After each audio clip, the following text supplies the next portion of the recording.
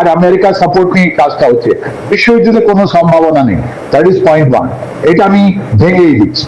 দ্বিতীয়, এই যে আমাদের মহাভারতের কথা তো শুনেছেন, ওর মধ্যে ধৃতরাষ্ট্র জিজ্ঞেস করতেন সঞ্জয়কে, সঞ্জয় বলো আজকে কি হয়েছে।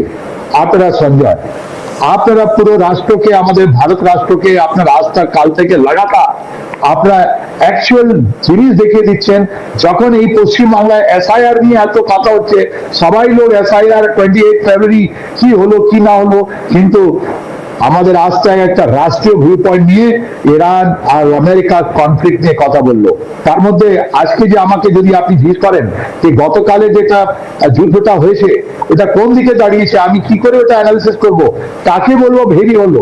সকালবেলা আপ টু 6 ও 7 o'clock পর্যন্ত আমার তো মনে হতো যে আমেরিকা আর ইসরায়েল যত এত প্রপাগান্ডা দিয়েছে, এত যুদ্ধপোত, এত 500 এয়ারক্রাফট, দুটো ইউএসএস ক্যারিয়ার, এত জিনিস ওরা বললো, রাইট?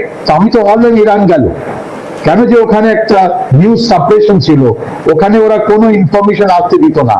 কিন্তু যেটা রিটেলিয়েশন হলো ইরানের, ওই ইরান রিটেলিয়েশন করে দেখিয়ে দিল ইরান ঝুঁকেগা नहीं, ईरान कट जाएगा लेकिन झुकेगा नहीं।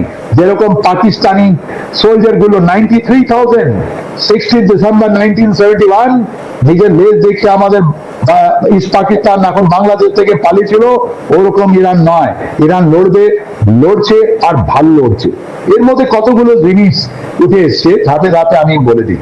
প্রথম জিনিসটা যেটা এসছে কি, গতকাল যেটা খামেনিকে যেটা ইউটিলাইজ করা হলো, ওনাকে এই যুদ্ধক্ষেত্রে যেভাবে মারা হলো, ওর মডেলটা বেরিয়ে এসছে।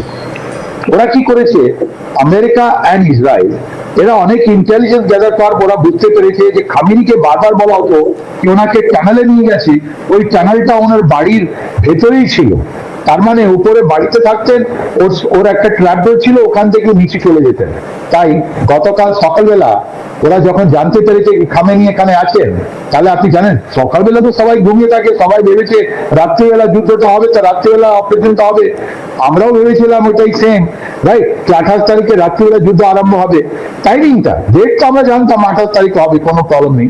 কিন্তু এই যে টাইমিং, যে সকালবেলা মিড নাইট যেটা রাত্রিবেলা শুরু করলো, তবে এরই ঘুমিয়েছিলেন। ওরা টমাহক মিসাইলের আগে একটা আপনার বাংকার বাস্টিং যেটা বম আছে, যেটা মাদার অফ অল বম, ওইটা ড্রপ করলো 3খানা। আর আপনি দেখবেন আপনার কাছে যদি ছবি থাকে আপনি দেখিয়ে দিতে পারেন, ওই 3টে বম দিয়ে ওরা কি করলো, ওনার বাড়ি থেকে ঢুকে এই যে যেখানে উনি লুকিয়েছিলেন ওখান পর্যন্ত একটা তিনটে আপনার টানেল তৈরি করে দিল। আর ওই টানেলের মধ্যে যে সব তো প্রেসিশন আছে, একটা লেজার গাইডেড আপনার যেটা আছে, রাইটরিং অ্যামিশন যেটা আছে, ওখানে ভিতরে ঢুকলো। আর ওনার সঙ্গে ওনার ডিফেন্স মিনিস্টার